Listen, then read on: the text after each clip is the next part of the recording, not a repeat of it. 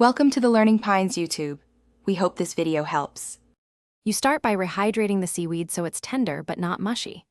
Put 5-10 grams dried wakame in about 1 cup cold water and check at 5 minutes.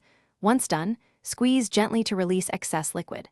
While that soaks, measure a balanced dressing: 2 tablespoons rice vinegar, 1 tablespoon soy sauce, 1 teaspoon sugar, and 1 teaspoon toasted sesame oil.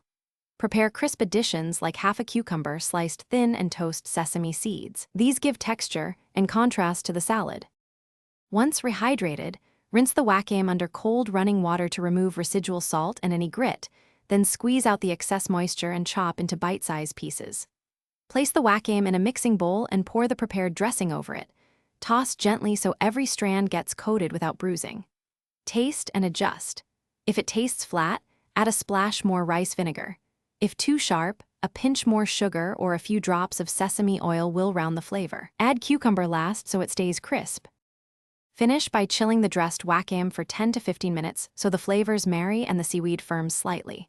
Serve cold with a sprinkle of toasted sesame seeds and thinly sliced scallions for brightness.